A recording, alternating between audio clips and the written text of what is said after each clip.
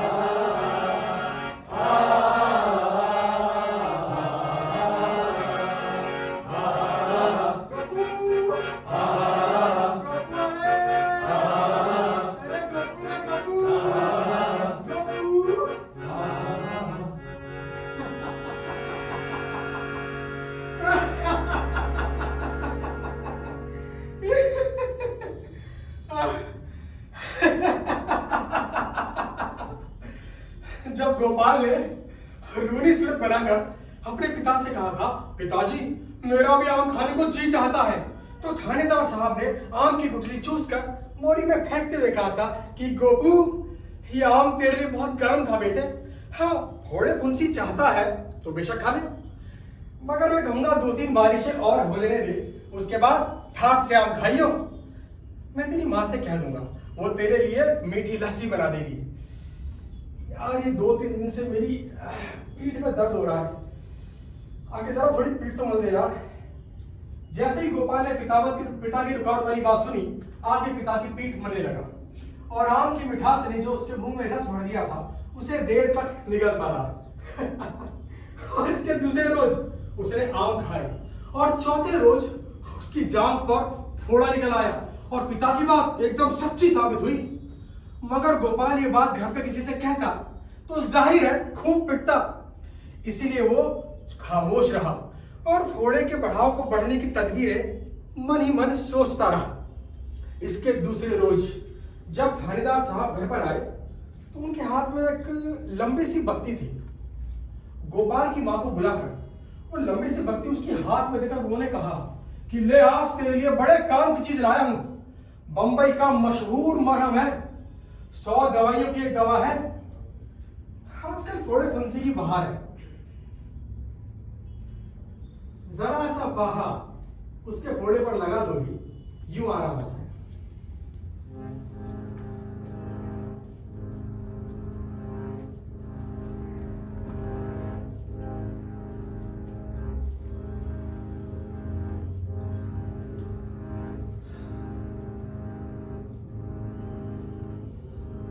मैं नहीं जानता आप क्या समझ रहे हैं, मैं कौन हूं और क्या आशा कर रहे हैं कि क्या कहने जा रहा हूं। शायद आप सोचते हैं कि मैं इस नाटक में कोई एक निश्चित इकाई हूं, अभिनेता, प्रस्तुतकर्ता, व्यवस्थापक या कुछ और, लेकिन मैं अपने संबंध में निश्चित रूप से कुछ भी नहीं कह सकता, ठीक वैसे ही जैसे इस नाटक के संबंध में नहीं कह सकता, क्योंकि ये नाटक भी मेरी ही तरह अपने में ही अनिश्चित है। और उसका कारण यह है कि कारण की बात करना ही बेकार है, क्योंकि कारण तो हर चीज का कुछ ना कुछ होता ही है। हालांकि यह आवश्यक नहीं कि जो कारण बताया जाए वो वास्तविक कारण भी वही हो, और फिर जो मैं अपने ही संबंध में निश्चित नहीं हूं तो किसी और चीज के कारण अकारण के संबंध में निश्चित कैसे हो सकता हूं। मैं वास्तव में कौन हूं? ये एक ऐसा सवाल है जिसका सामना करना मैंने इधर आकर छोड़ दिया। जो मैं इस मंच पर हूं वो यहां से बाहर नहीं, और जो बाहर हूं, खैर इसमें आपकी क्या दिलचस्पी हो सकती है कि यहां से बाहर मैं क्या हूं। शायद अपने बारे में इतना कह देना ही काफी है कि सड़क की फुटपाथ पर चलते आप अचानक जिस आदमी से टकरा जाते हैं वो आदमी मैं हूं। आप सिर्फ घूर कर मुझे देख लेते उसके अलावा मुझसे कोई मतलब नहीं रखते कि मैं कहाँ रहता हूँ, क्या काम करता हूँ, किस किस से मिलता हूँ और किन किन परिस्थितियों में जीता हूँ। मेरा अपना घर, हाँ, और मैं आती हूँ कि एक बार फिर खोजने की कोशिश कर देखूं कि क्या चीज है वो जिसे लेकर मुझे बार बार हीन किया जाता है। तुम बता सकती हो मामा, क्या है वो चीज और कहां पर है वो इस घर में? इस घर की खिड़कियों में, दरवाजों में, दीवारों में, तुम में, डैडी में, गिनी में, अशोक में, कहां है वो मरूद चीज जो वो कहता है कि मैं अपने अंदर इस घर से लेकर गई हूं? बोलो मामा, बोलो, क्या है वो चीज और कहां पर है वो इस घर में? आज तुम्हारी नसों का खून ठंडा है, तुम्हारी निगाहें पत्थराई हुई है और तुम इस तरह वासना मेरी ओर फेंक देते हो जैसे तुम किसी पालतू बिल्ली को पाव रोटी का टुकड़ा दे रहे हो। मैं जानती हूँ हमारे संबंधों की उष्णता खत्म हो गई है। तुम्हारे मन में मेरे लिए महज एक तरस है, कृतज्ञता है, और कपूर वो मैं स्वीकार नहीं कर सकूंगी। माफ करना, मेरा भी स्वाभिमान है। मैंने कह दिया था तुमसे मैं छिपाऊंगी नहीं, मगर तुम इस भ्रम में कभी मत रहना कि मैंने तुमसे प्यार किया था। और यही बात नफीसा के घर वालों ने हमसे छिपाई थी, तब से रोज झगड़ा रहने लगा हमारे घर पर। अम्मी हर वक्त कोसती है नफीसा और उसके घर वालों को। सबने कहा नफीसा को तलाक देके दूसरा निकाह कर ले, पर मैं नहीं माना। मेरे लिए तो वो आज भी उतनी ही खूबसूरत है जितना पहली बार मैंने उसको देखा था। घर में तो हल्ला मच गया, रोज वही चिक चिक चिक चिक। फिर एक दिन हम अपना गांव छोड़कर इस गांव में आ गए। यहां हमें कोई जानता नहीं था। गुमनामी का भी अपना एक सुकून होता है जनाब।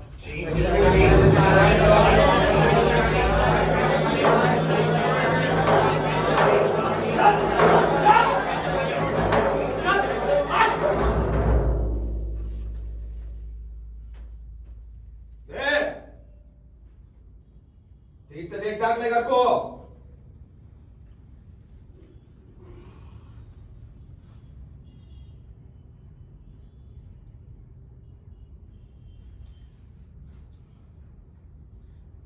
अब इसी घर में रहना है तुझे।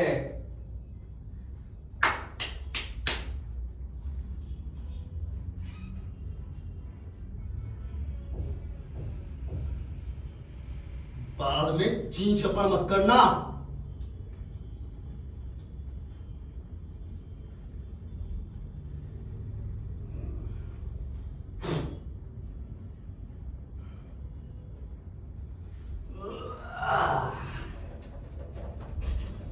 देखा ले ठीक से घर को।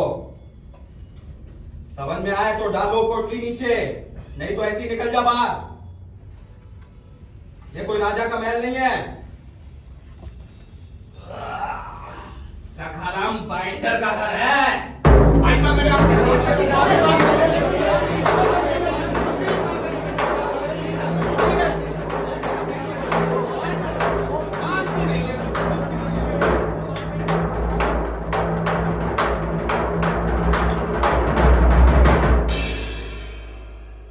दूसरा अभियोग एक गायक की पत्नी की ओर से था, जो वैवाहिक बंधन से छुटकारा पाना चाहती थी।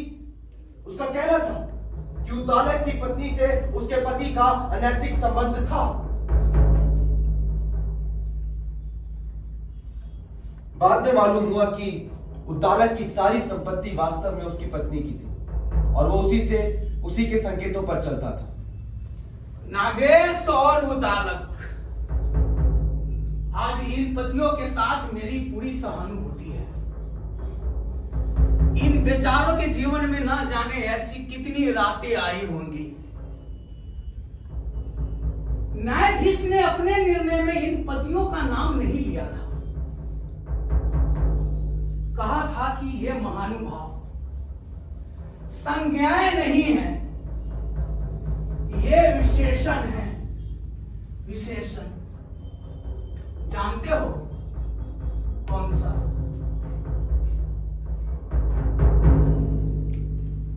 जो मैं हूं, जो मैं हूं, जो मैं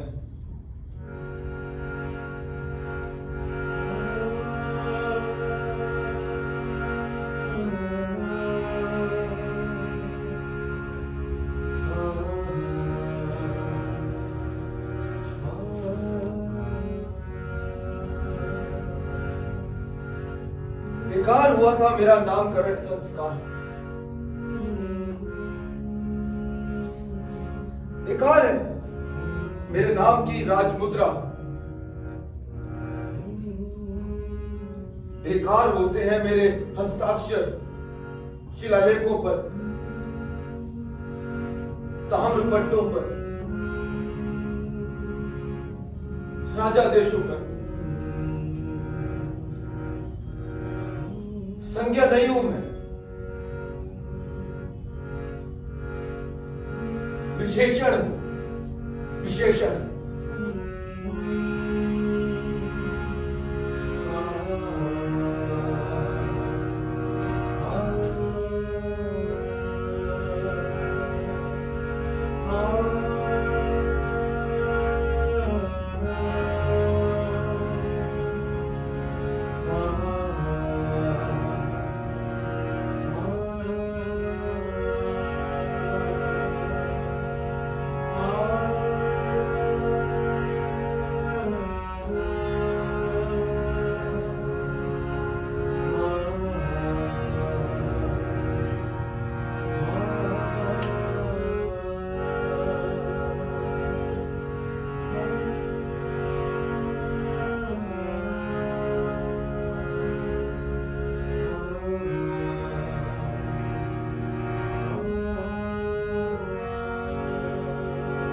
सुंदर है ये सब, कितना खूबसूरत है।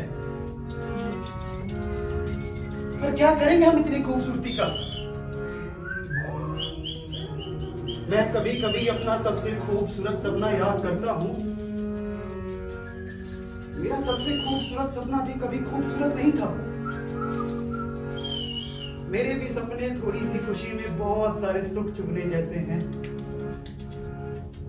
जैसे कोई चिड़िया अपने लिए खाना चुगती है,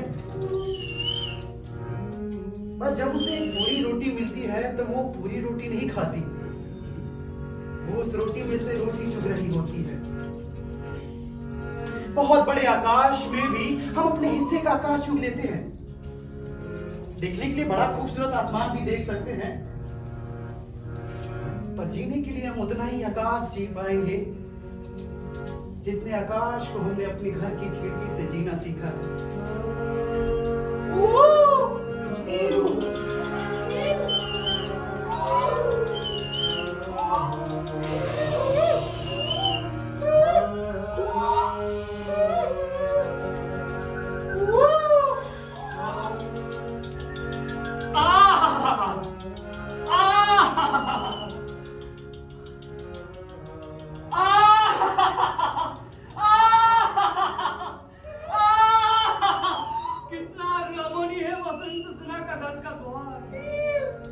पहले इसे पानी से छिटक कर धुआला गया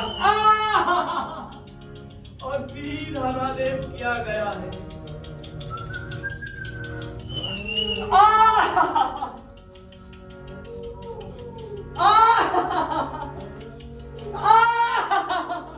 और फिर तरह तरह की सुगंधित फूलों से भूमि को जैसे चित्रांकित कर दिया गया।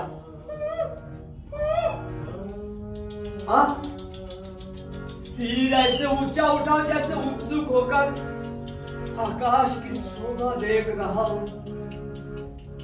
इधर उधर भटकती हुई मल्लिका के मालाएं जब हवा में हिलते तो यूं लगता जैसे झूमता हुआ ऐरावत अपनी सूंड हिला रहा हो। ऊपर को उठते हुए हाथी के दांत की तोरण भी कितनी सुंदर दिखाई देता है, जहां बहुत सजाई गई मूल्यवान रत्नों से। जड़ी पतंगा जब हवा में हिलते तो यूं लगता है जैसे हाथ हिला हिला कर मुझे बुला रही हो। मैं जाता हूं।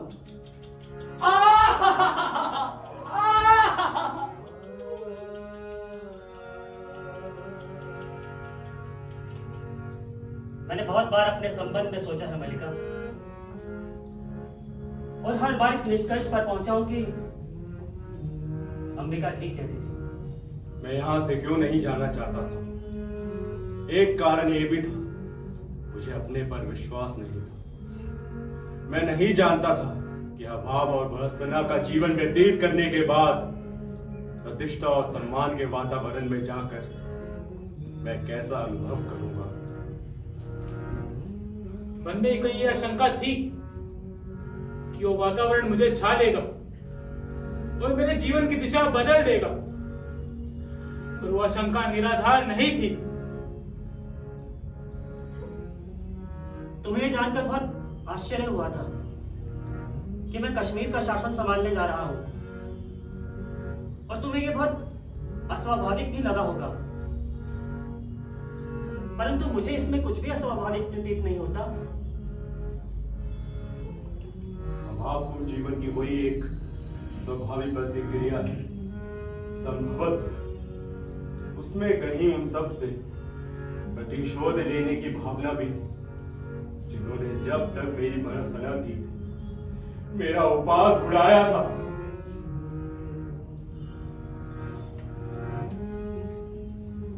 परंतु मैं ये भी जानता था कि मैं कभी सुखी नहीं हो सकता।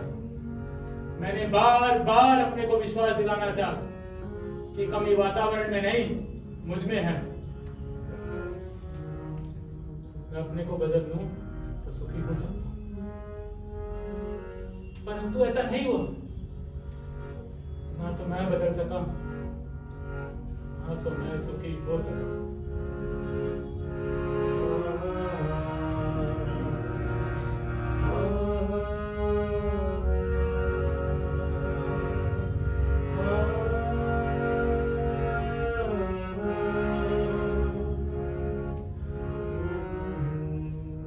बातों को उलझाते क्यों हो भिक्षु? कौन है वो व्यक्ति? कौन है वो दूसरा व्यक्ति जिसे मैंने रोक रखा है? अच्छा है तुम नहीं रुके। रुकते तो जानता हूं तुम क्या उत्तर देते। कहते तुम उस व्यक्ति को नहीं जानते नंद।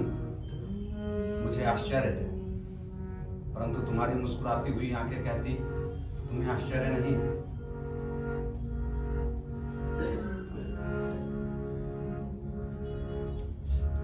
आश्चर्य की बात केवल उपहास है, व्यंग्य है।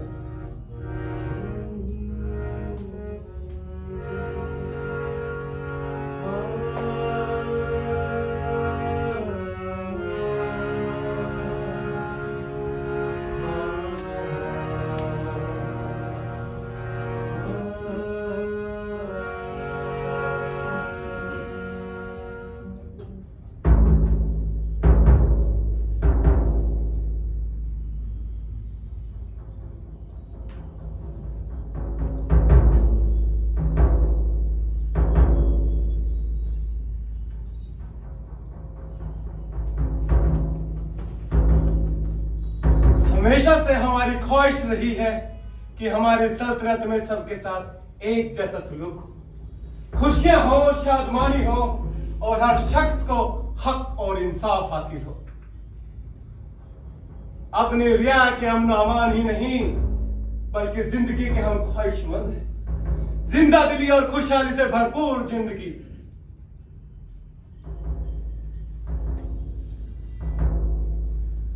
अपनी अजीम सल्तनत की भलाई के लिए हम एक नया कदम उठाना चाहते हैं। हमारी तजवीज है कि हम इसी बरस अपना दारुल खिलाफा दिल्ली से दौलताबाद ले जाए। अल्लाह से दरख्वास्त करता हूं कि या खुदा मुझे नींद ना आए। दिन तो यूं ही दुनियावी शोरगुल में निकल जाता है, मगर जो ही दिन का उजाला रुखसत हो जाता है, रात की तारीकी को चीर कर मैं आसमान के पार पहुंच जाता हूं और आसमान के सितारों के इर्द गिर्द मंडराया करता हूं। फिर इब्न अलू मोतस दुरमान जैसे बावकार शायरों का कलाम गुनगुनाया करता हूं। तब एकाएक दिल में ये ख्वाहिश जागती है कि मैं अभी और इल्म हासिल करूं, अभी और तरक्की करूं, अभी और ऊपर उठूं और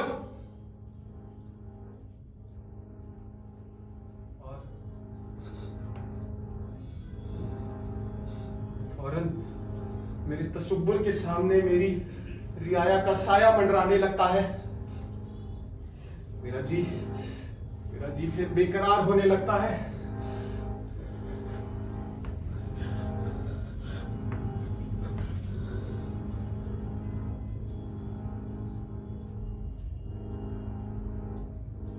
जी होता है कि किसी ऊंचे दरख्त पर चढ़ जाऊं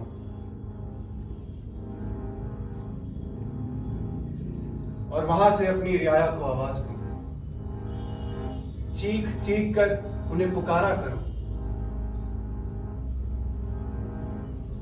ए मेरी अजीज तरीन रियाया, उठो उठो, मैं तुम्हें आवाज दे रहा हूं, तुम्हारी राह देख रहा हूं, आओ अपनी तमाम परेशानियां मुझे बताओ, मैं अपनी तमाम ख्वाहिशें तुम्हें सुनाऊं, फिर हम सब एक साथ परवरदिगार की इबादत करें।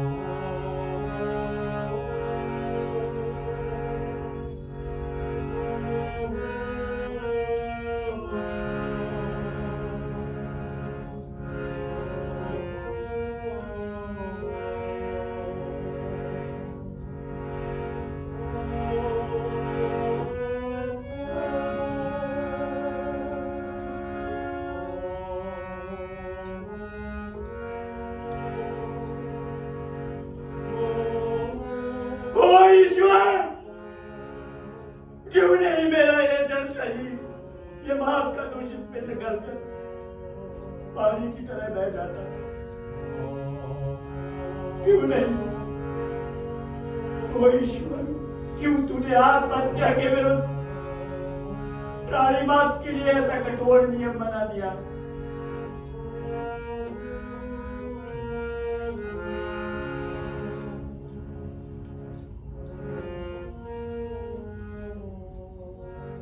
ऐसा निरर्थक है ये जीवन, इस संसार के सारे नियम, इसकी सारी गतिविधि कैसी दुखदाई है।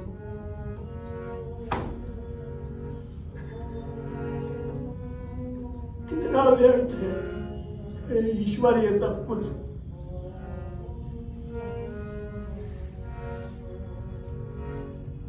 धिक्कार है ऐसे घात पात सवाई उपवन पर, जहां पाप और भ्रष्टाचार के बीच बोए जाते हैं।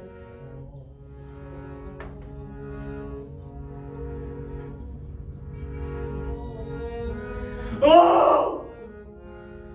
ये संसार किन किन नीचताओं का घर है,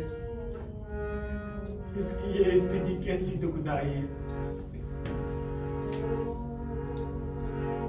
कितना आश्चर्य है कि मेरे पिता को मरे हुए 2 महीने ही बीते।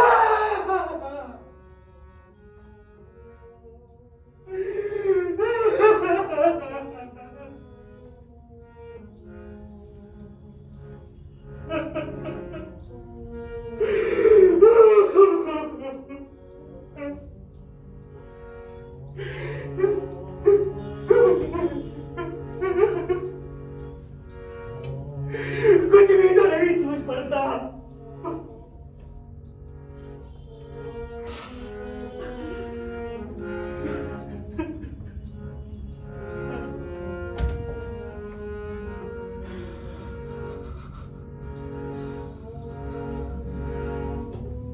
यदि मौत नींद से अधिक कुछ नहीं है, और यदि इस नींद से हमारे जीवन की सारी चिंताएं और तो सदा के लिए मिट सकती है, तो क्यों नहीं हम इसी नींद में सो जाते हैं?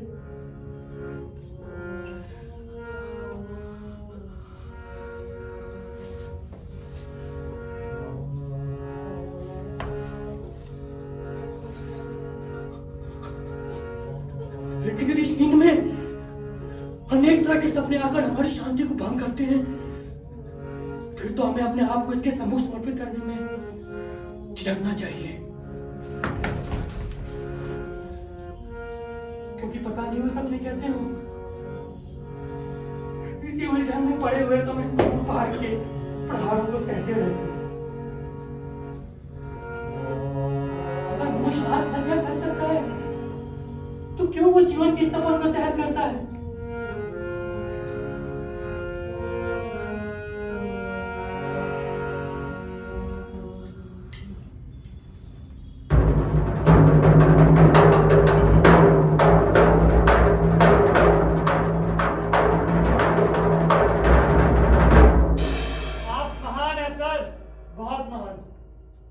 जानते हैं क्यों?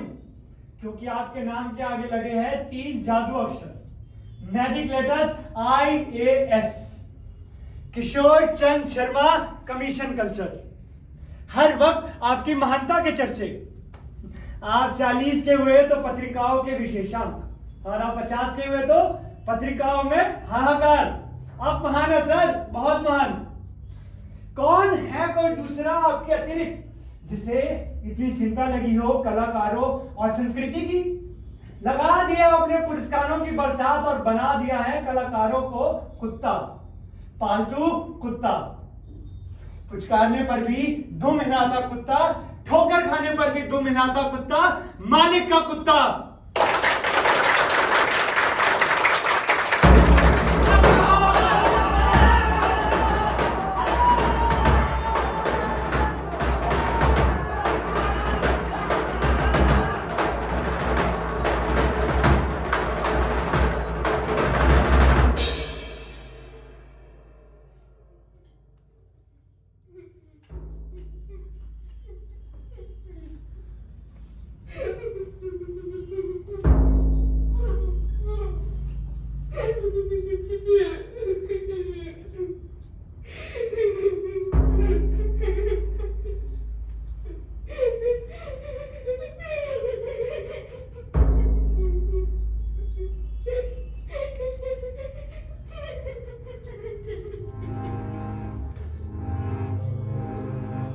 अब तक तेरी हर गलती को मैं ये समझ के माफ करता आया कि तू अभी बच्चा है, अबोध, नादान है, मूर्ख है।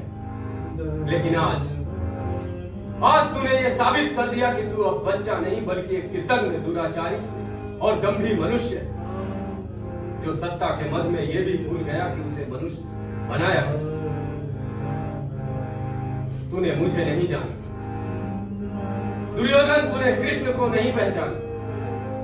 आज अपनी आंखें खोल और मुझे जान, मैं कृष्ण हूं, जो बनाता है या मिटाता है। मैं हूं विजय का मूलभूत आधार। मैं वो हूं जिसके प्रेम को पूरा संसार तरसता और जिसके क्रोध से समस्त ब्रह्मांड कांपता। मैं अनादि हूं, इसीलिए मैं था, मैं हूं और सदैव रहूंगा। केवल मेरे रूप बदलते रहेंगे, मगर याद रख दुर्योधन, मैं सदैव तेरे काल का मूल रहूंगा।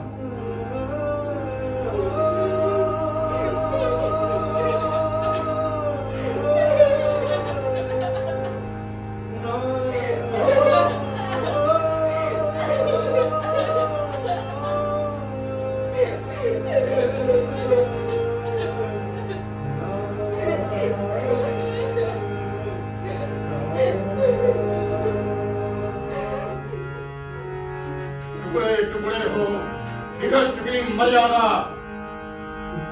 टुकड़े टुकड़े हो बिखर चुकी मर्यादा। उसको दोनों ही पक्षों ने तोड़ा है, पांडवों ने कुछ कम, कौरवों ने कुछ ज्यादा। टुकड़े टुकड़े हो बिखर चुकी मर्यादा, ये रक्त होना है। ये अजब युद्ध है, नहीं किसी की विजय। दोनों ही पक्षों को खोना ही खोना है। टुकड़े टुकड़े हो बिखर चुकी मर्यादा, टुकड़े टुकड़े हो बिखर चुकी मर्यादा, टुकड़े टुकड़े हो बिखर चुकी मर्यादा।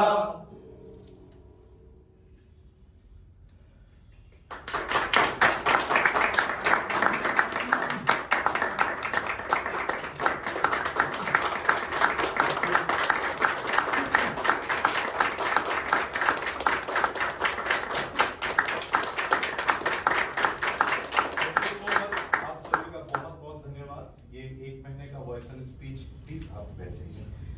1 महीने का वर्कशॉप था जिसमें वॉइस एंड स्पीच के अलग अलग टेक्निक और क्राफ्ट्स के ऊपर बच्चों ने काम किया और भरसक प्रयत्न करा कि उसको अप्लाई करके इस डेमोन्स्ट्रेशन को वो तैयार कर सकें। और हम आपका भी आभार करते हैं कि बच्चों के उत्साहवर्धन के लिए आप यहाँ पर पधारे। Thank you so much. अब हम इनको सर्टिफिकेट देना चाहते हैं, तो प्लीज बीच बीच में ताली जरूर बजाइए।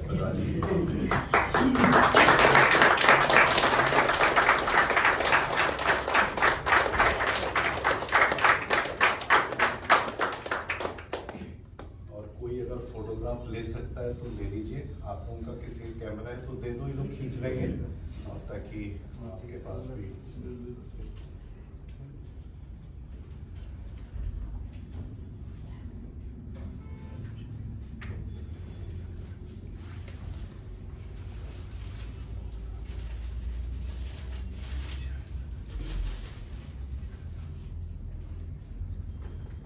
किसी को फोन दे दो, कोई फोटो दे देगा। ठीक है। हिमांश, हिमांश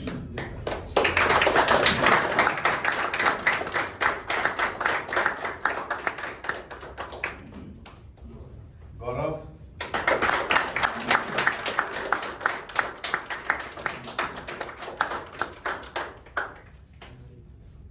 प्रिया,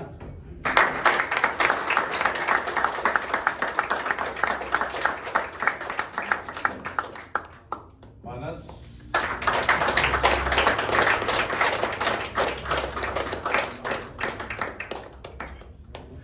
पुरुषोत्तम,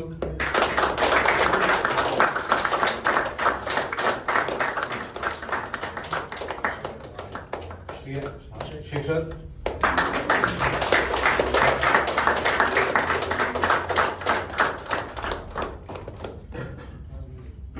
रणवीर,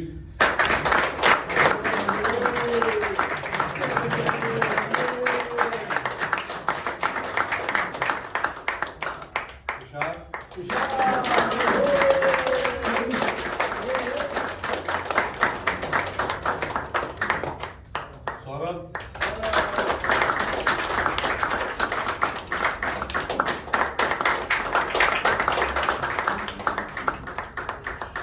रुपेश,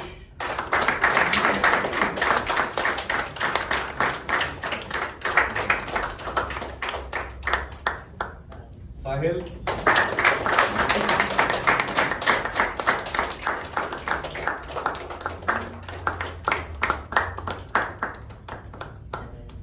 मदन जी,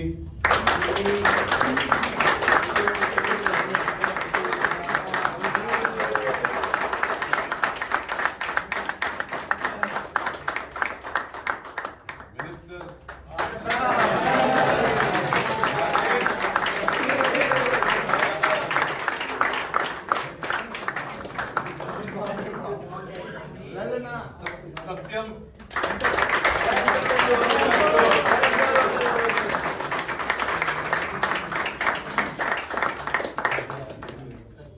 सचिन,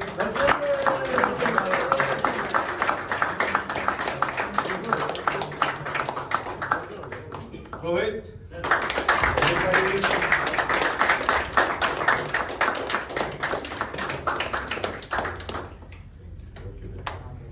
आलोक जी,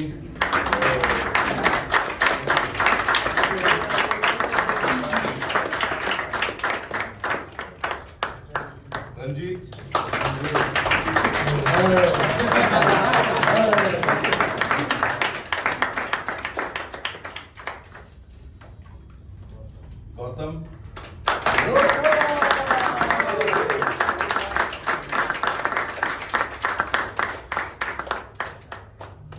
खुशहाल।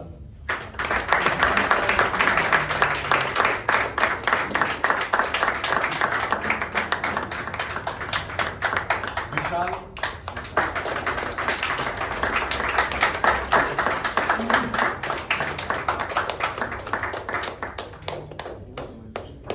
श्रिया।